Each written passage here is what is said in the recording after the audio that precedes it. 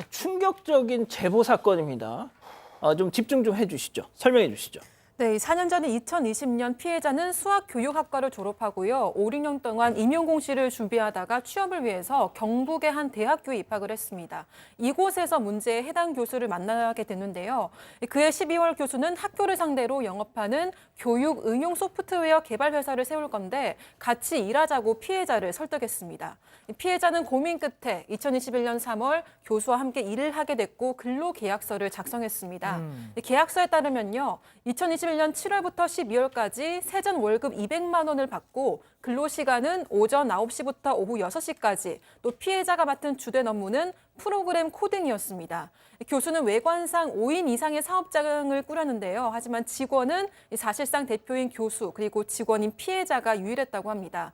그런데 교수가 가장 먼저 시킨 일은 카페 업무였습니다. 2021년 3월부터 4개월 동안 교수의 지시에 따라서 카페에서 일을 했던 건데요. 그렇게 시간이 흘러서 7월이 왔지만 피해자의 부풀었던 기대는 악몽으로 뒤바뀌었다고 합니다. 자, 만학도가 취업을 준비하다가 대학 교수가 야, 너 나랑 같이 내가 취직시킬 테니까 일하자. 이걸 누가 마다합니까? 그 교수님이 그러는데 이제 내 인생 진짜 고속도로 뚫렸나 보다 싶었는데 그 기대가 와르르르. 자, 체크포인트 짚어보죠. 자, 노예 13개월. 자, 지금 두 사람의 대화 내용을 들으실 텐데요. 너무너무 심각합니다. 바로 그 교수와 피해자 간의 전화 통화 녹취 들어보시죠.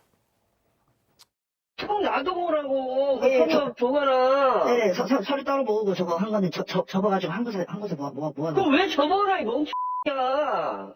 원래 그대로 놔두라고, 진짜, 진짜.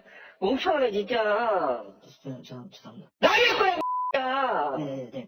죽여버린다고, 진짜. 너 오늘 죽는다, 빨리. 야, 네네네.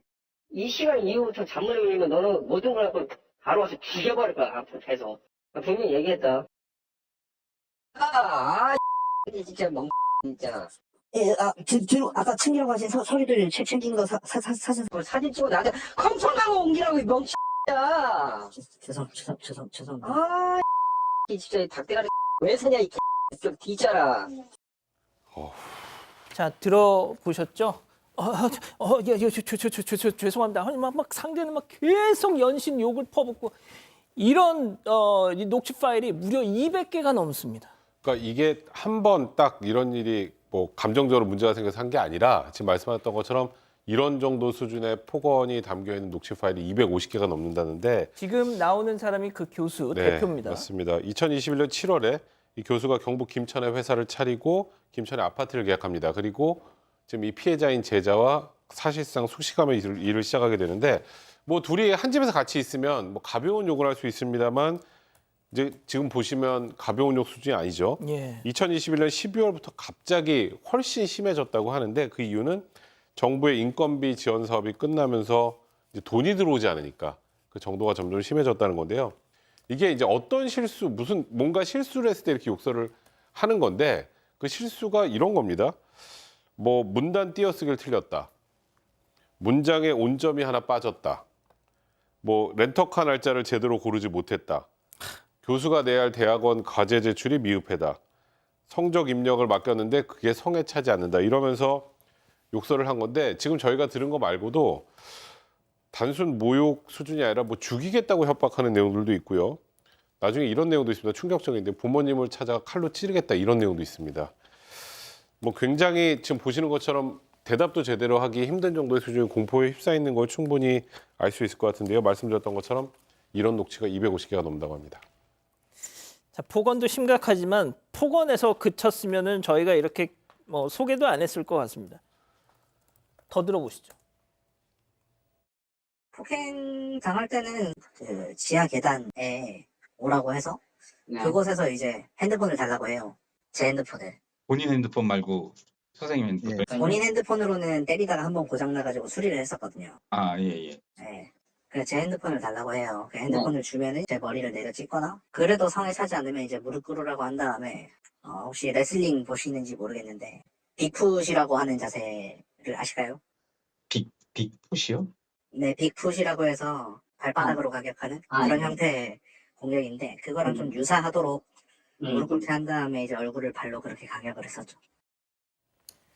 자, 양 변호사님, 지금 말씀하시면서도 네. 계속 뭔가 공포감에 휩싸여 있어요. 심지어로 완전히 위축된 걸 목소리에서도 느낄 수 있는데요. 결정적으로 폭행이 시작된 게 2022년 4월이었다고 합니다. 살던 곳에 CCTV가 없는 지하 비상 계단으로 내려가는 곳에 폭행이 시작됐고요. CCTV가 없는. 예, 주먹으로 머리를 때리다가 그게 분이 안 풀렸는지 지금 화면으로 보신 것처럼 휴대전화 모서리로 정수리를 내리 찍었다라고 합니다. 근데 이게 어느 정도나 세게 이 폭행을 했냐라면 이 머리카락에 모근이 다 두피가 찢겨 나가고 아우, 와우. 다시 머리카락이 나지 않을 정도로까지 모근 자체가 뿌리째 뽑혀버린 거고요. 이제 피해자분이 휴대전화가 고장나서 수리를 맡겼더니 수리기사가 그 휴대폰 충전 단자 있지 않습니까? 오목하게 파인데 거기서 빨간색으로 굳어있는 내용물이 나왔다라고 할 정도였던 겁니다. 그런 폭행이 있고도 분이 안 풀면 좀 전에 들으신 것처럼 다시 무릎을 꿇린 다음에 프로레슬링에서 차는 것처럼 발로 얼굴 부위를 또 걷어 차는 일까지 있었던 겁니다. 이런 일이 계속 이어지고 심지어는 뭐 운전하고 있는데 보조석에서 운전하고 있는 피해자를 때린 적도 있었고요. 그렇게 때린 다음에는 넘어져서 다쳤다고 해라. 그래야 보험 처리가 된다라고 하거나 아니면 심지어 이렇게 맞은 사실을 죽을 때까지 아무 말도 하지 말라라는 서약을 하라고 그렇게 또 윽박지르기도 아우, 했답니다. 뭐야 이게? 진짜. 아니. 자, 여기 참 저희가 너무 이제 사진이 끔찍해서 최대한 편집을 했는데요. 자, 백다희 아나운서. 네. 게다가 감시까지 했다. 네, 맞습니다. 일단 근로계약서가 종이 조각에 불과했습니다. 피해자는 사실상 24시간 대기를 하면서요. 교수가 해야 할 일까지 도맡아 해왔습니다. 기본적인 회사 업무 외에도 교수가 해야 되는 학교 일도 피해자 몫이었다고 합니다. 또 여기에다가 교수의 운전기사, 골프장 가서 골프공 놓아주기, 교수의 일정에 맞춰서 숙소, 렌터카 예약을 하는 것까지도 도맡아 해왔는데요. 해당 교수가 2022년에는 3개월 동안 미국 출장을 간 적이 있었는데 이 피해자는 한국에서 미국 여행 가이드 역할을 해야 했다고 합니다. 숙소부터 렌터카, 교수의 동선 확인까지 미국 시차에 맞춰서 새벽 밤낮 없이 일을 했다고 하고요. 하루에 16시간 일한 건 다반사였고 24시간 내내 일한 날도 있었다고 합니다. 또 숙소에는 웹캠이 설치돼 있어서 피해자의 24시간 일거수일투족을 감시했다고 합니다. 피해자 주장에 따르면 뭘 하고 있는지, 또 누구랑 통화했는지, 그리고 인터넷 검색은 뭘 했는지까지도 휴대전화를 캡처를 해서 달라고 요구했다고 합니다. 자, 여기서 드는 의문점 하나. 왜 저렇게 당하고만 살아? 아이고, 왜 바보같이 그렇게. 자, 그럴 수 없었던 이유. 바로 이 대화에서 확인할 수 있습니다. 들어보시죠. 이거 페널티 어떻게 받을래? 페널티 어떻게 받을래? 빨리 얘기해. 예, 제가 급여에서 그냥 뭐 공수가 그냥 막 다니는 거야? 페널티 2배, 3배, 정말로 다른 의도가 없었는데 그렇게 4배, 4배. 예, 너 지금 얼마야 그럼 회사에 빚진 게? 5,500만 원 6천이지. 6천이지 무슨 5,500만 원이야. 그리고 네가 얘기한 거는 가서 지켜라. 뭐라 그랬어 나한테? 네. 죽을 때까지 때리셔도 아무 말도 안 했다고 지켜라. 그런 말씀 드렸습니다.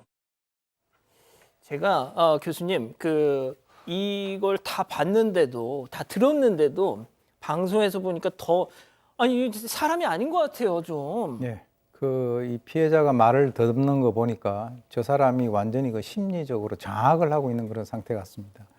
이 피해자가 업무적으로 실수를 하거나 이 사적 심부름을 시켰는데 만족스럽지 못할 때 잘못을 추궁하면서 벌금을 갖다가 이제 부과를 했는데 저렇게 막 더듬으면서 대답을 제대로 하지 못하면 막 숫자를 세 가지고 벌금을 갖다가 높여서 심지어는 순식간에 11배까지 높아진 적도 있다는 거예요.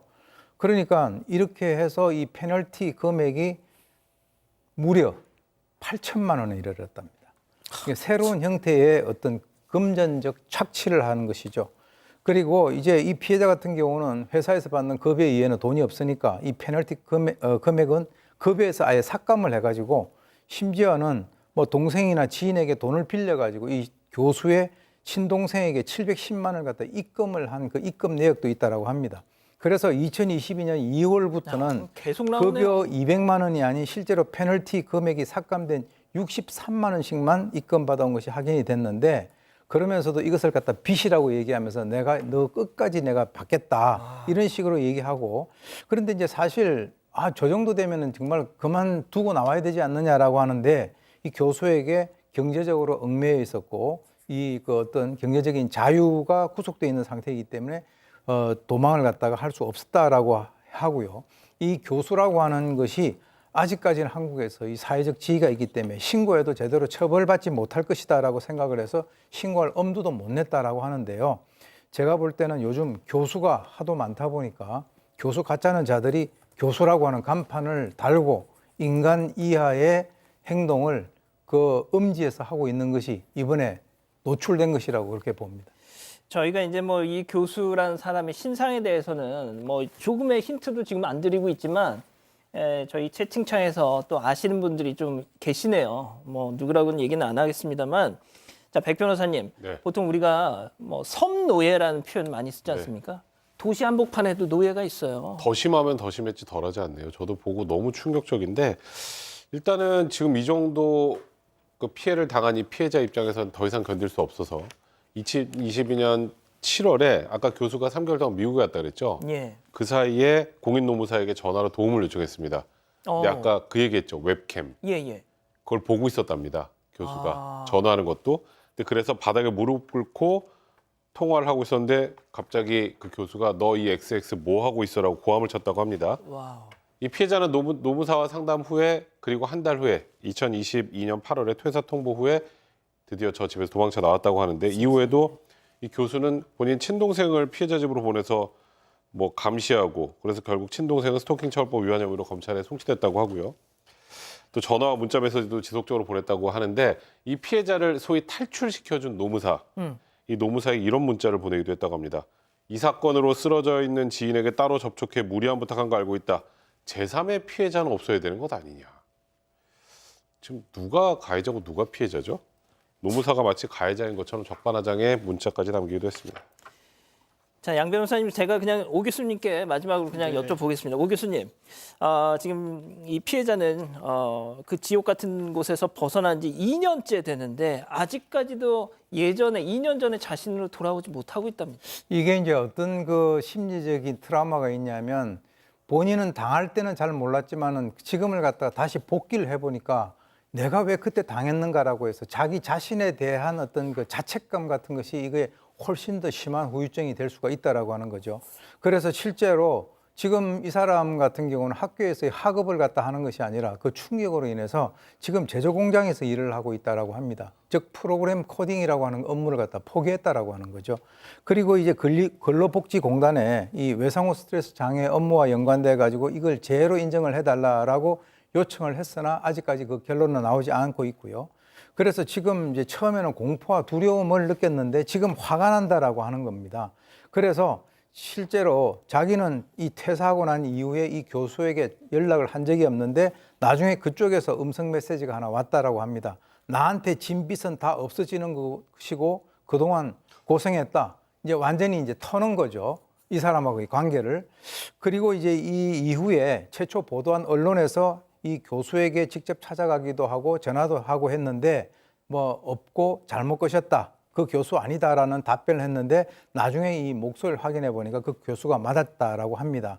그래서 몇 년 전에도 모 대학 교수가 뭐 이 제자에게 뭐 인분을 먹인 그런 아주 그 말도 안 되는 그런 사건들이 있지 않았습니까?